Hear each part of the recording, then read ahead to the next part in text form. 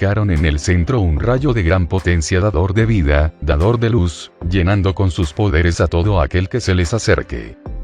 Colocaron tronos a su alrededor, tiene 32 lugares, uno para cada uno de los hijos de la luz, colocados de tal manera, que constantemente les da la radiación, llena con la vida de la luz eterna.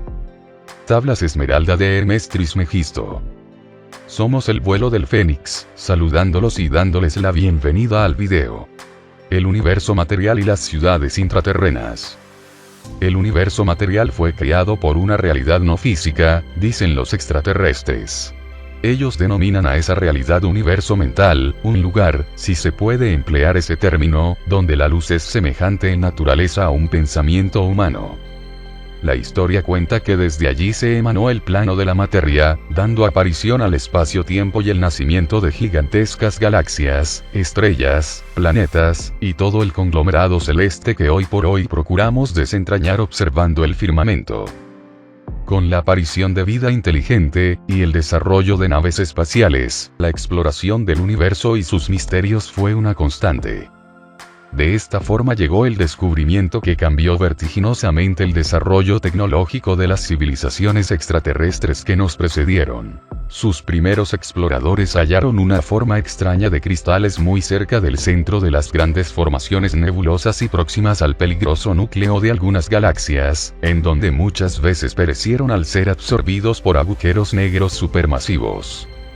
Entonces sus científicos tomaron muestras y las estudiaron intensamente, concluyendo de que se trataba de un desconocido fenómeno de transmigración de energía al haberse creado el universo material.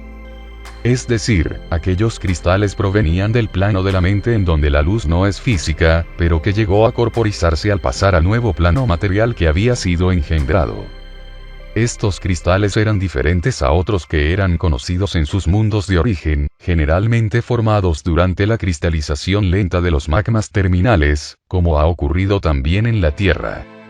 El reciente hallazgo de aquellos impresionantes objetos verdes brillantes ponía todo en jaque. Tenían un origen sobrenatural que les permitía acumular mayor cantidad de energía que los cristales convencionales. Ello, como es de imaginarse, supuso un gran salto tecnológico para aquellas civilizaciones que, con el transcurrir del tiempo, fueron aplicando el empleo de esos objetos para la industria, la navegación espacial, y más tarde para la guerra. Les llamaron Ergomenón. Y de acuerdo a su geometría y programación podían ser aplicados a distintas tareas. Pero aún no habían visto todo. Un grupo de científicos galácticos decidieron estudiar el centro de la gran nebulosa de Orión. No era la primera vez que lo hacían, pero un accidente afortunado les llevó a dar con el mayor de los descubrimientos. La imponente nave, en la cual se desplazaban a través del torrente de radiación ultravioleta de la gran nebulosa, y resistiendo las duras condiciones allí reinantes, golpeó de pronto un objeto que inicialmente pensaron se trataba de masa información. A través de sus pantallas vieron el cuerpo de roca, ya fragmentado, y distinguieron en su interior descubierto un brillo esmeralda que ya conocían. Inmediatamente introdujeron el objeto en la nave y, al limpiarlo de su efectivo camuflaje, se encontraron con un bellísimo cristal octaédrico, que de inmediato se encendió y les mostró cuál oráculo el futuro de su civilización, la gran guerra que vendría, y la aparición de una nueva raza que daría esperanza a todo el universo. Los científicos que hallaron el gran cristal, sorprendidos, comprendieron que aquel cuerpo había sido el primero en pasar al universo material cuando el plano entero fue creado. Representaba el camino por el cual la luz mental se hizo sólida, una suerte de alquimia cósmica, y por ende el secreto de cómo se habían construido los mundos y soles, los portales y las galaxias. Aquel cristal maravilloso encerraba la fórmula de la creación. Pero, ¿de qué estaba hecho aquel objeto? ¿Cómo se formó? Generalmente se sabe que en un cristal las moléculas, átomos o iones se encuentran organizados simétricamente. Este orden interno muchas veces dictamina la apariencia del cristal. Empero estas formaciones no son exclusivas solo de los minerales, sino también de compuestos orgánicos. Incluso en el agua. Era un ser vivo aquel cristal. ¿Qué fuente mantenía el orden de su perfecta estructura geométrica? ¿Cómo podía ver el futuro? Sea cual fuese la respuesta, los exploradores extraterrestres no podían abandonarlo a su suerte en el espacio. Sabían que no tenían más remedio que llevarlo con ellos. Finalmente lo tomaron como una misión, y se transformaron en sus primeros custodios. El resto de la historia ya la conocemos. La denominada Guerra Antigua estalló en el mismo lugar donde anteriormente se había hallado el extraño cristal. Quizá, esta fue la razón de peso por la cual distintas civilizaciones se empezaron a interesar en la nebulosa de Orión. Lo cierto es que los primeros exploradores se exiliaron y dejaron el cristal a custodia de un grupo de guardianes y vigilantes que estaban comprometidos, en secreto, con la profecía del Gran Cristal. Algunos de ellos formarían parte más tarde del contingente de 32 enviados a la Tierra para sembrar la semilla de la luz. Esa historia empezaba a adquirir otro sentido.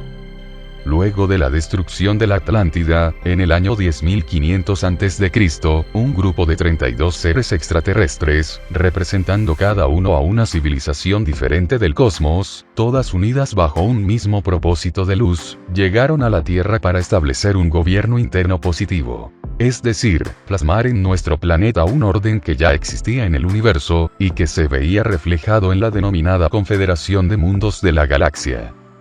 Era el inicio de la Hermandad Blanca. Una gran nave, de aspecto triangular y de un color blanco tan puro como la nieve, se instaló en el hoy desierto de Gobi, en Mongolia. La ubicación había sido estudiada previamente, pues en esa área del mundo, en el pasado, diversas expediciones extraterrestres se habían asentado construyendo inmensos túneles para la explotación mineral. Los 32 enviados aprovecharon la existencia de esas galerías abandonadas para adaptarlas a su misión de preservar y proteger la verdadera historia de la Tierra, que fueron leyendo del registro acásico memoria matriz del planeta, y archivándola en una impresionante colección de planchas metálicas de ingeniosas aleaciones, semejantes al legendario oricalco de Platón. Este procedimiento era más que importante, ya que cada cierto tiempo, al completarse un ciclo cósmico, poderosas energías provenientes del espacio afectan el campo magnético de la Tierra alterando la información contenida en su registro. En términos sencillos, los 32 enviados procuraron una copia de respaldo de toda esa información para que ningún fenómeno externo la perdiese para siempre. También sabemos que fue allí donde se construyó el gran disco solar, un plan maestro que procuraba unir los otros 12 discos que provenían originalmente de un gran objeto, que fue creado en tiempos de Lemuria para conectarse con el universo y comprender su naturaleza. Pero la misión de los 32 poseía un ingrediente secreto. Habían traído con ellos el gran cristal que fue hallado en la nebulosa de Orión. Lo depositaron en una galería subterránea especialmente acondicionada para su protección, bajo el suelo del silencioso Gobi. Y cuando el gran cristal fue colocado, se activó, iluminándose con un brillo esmeralda que parecía provenir de otro plano más allá de la materia. Entonces se produjo el alumbramiento del gran cristal. Un pequeño objeto, de similar naturaleza, se desprendió de su madre. Aquel elemento emprendería un largo viaje a través de la superficie, mezclándose entre la humanidad en tiempos de suma trascendencia. Ese objeto, al igual que el gran cristal que lo engendró, era indestructible. Pero ambos eran intensamente custodiados para que no cayeran en manos equivocadas. De hecho, aquel pequeño cristal ha vuelto una y otra vez a los diferentes retiros interiores de Asia y de todo el mundo, pero sin integrarse nuevamente al gran objeto viviente que lo desprendió. Ello ocurrirá cuando la magna obra de la Hermandad Blanca termine. Asociar el fragmento del gran cristal con la leyenda de la diosa Umiña de los Incas, la piedra de Chintamani de Roerich, e inclusive los primeros relatos que hablan del origen cósmico del Santo Grial. ¿Qué era la Umiña? Según los historiadores y las leyendas se habla que cuando los españoles llegaron a Centroamérica, una de las leyendas mencionaban que en Ecuador, en la zona de Manabí, en la cultura de los mantas, seres gigantes, donde se encontraron osamentas de seres gigantes de 2 a 3 mts de altura. Pues había una piedra de poder que se llamaba la Umiña y había un templo, esta piedra podía curar a la gente, podía sanar y proporcionaba a los que la poseían grandes poderes.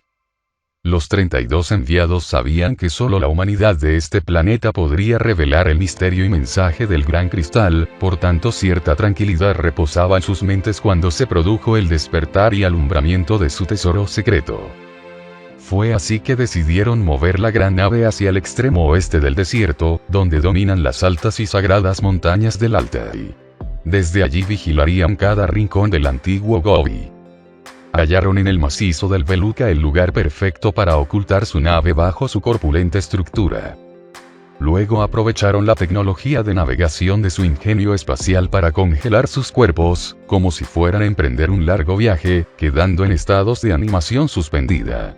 Lo hacían así pues al morir en la Tierra, donde seres de otros mundos experimentan un envejecimiento prematuro, sus almas deberían volver a sus planetas de origen, y ellos aún no habían terminado su misión. De esta forma quedaron físicamente dormidos en sus cápsulas de hibernación, pero espiritualmente activos y vigilantes desde otro plano. Mientras la luz del gran cristal permaneciese encendida, cual rayo dador de vida desde su escondite secreto en el Gobi, ellos permanecerían aquí. Este proceso supuso un traspaso de postas. Desde que llegó el gran cristal a la Tierra, los hombres más elevados del mundo, muchos de ellos supervivientes de la catástrofe de Atlántida, emprendieron viaje hacia el Gobi y el Altai, sintiendo fuertemente el llamado de los 32 y la energía de aquel objeto cósmico que ahora latía, cual luz máxima antorcha eterna de cada retiro interior. Así, el remanente de antiguas culturas antediluvianas, todos ellos seres sabios que habían comprendido el error de sus semejantes cuando se generó el divorcio entre la ciencia y la espiritualidad, como ocurrió con la Atlántida, se constituyeron en los nuevos guardianes materiales del Gobi y las altas cadenas montañosas adyacentes. Era el inicio de Shambhala. La ciudad luz, la semilla de la paz. El gran cristal se había enlazado mágicamente con la red nodal del planeta, conectando incluso túneles y espacios subterráneos, inundando todo con su brillo verde brillante de creación. Durante varios miles de años, los habitantes de esta humanidad subterránea, vigilante y protectora de los secretos del Gobi y las montañas, permaneció activa físicamente. Hoy en día, la mayoría de aquellos maestros ha emigrado a otros planos, en donde continúan su labor. Esto está sucediendo porque se aguarda otro cambio de postas, tal como ocurriera con el deseo de los 32 enviados de perpetuar la cadena, quedando por voluntad propia a vanguardia de que todo lo anunciado se cumpla. Los mensajeros extraterrestres conocían bien su misión, pues en anteriores oportunidades, luego de la Guerra Antigua, su consejo había enviado diferentes misiones a lejanos mundos para sembrar la semilla de la paz. La visita de estos seres a la Tierra suponía la 10ª cruzada. Y quizá la última y definitiva. En este periplo existencial de nuestras vidas, las experiencias conscientes de cada una de ellas nos instan a regocijarnos gloriosa y generosamente, hacia nuestro propio éxtasis de la gran explosión en nuestro corazón. Saludamos desde nuestro campo de energía superior a todos, el vuelo del Fénix. Comparte el mensaje.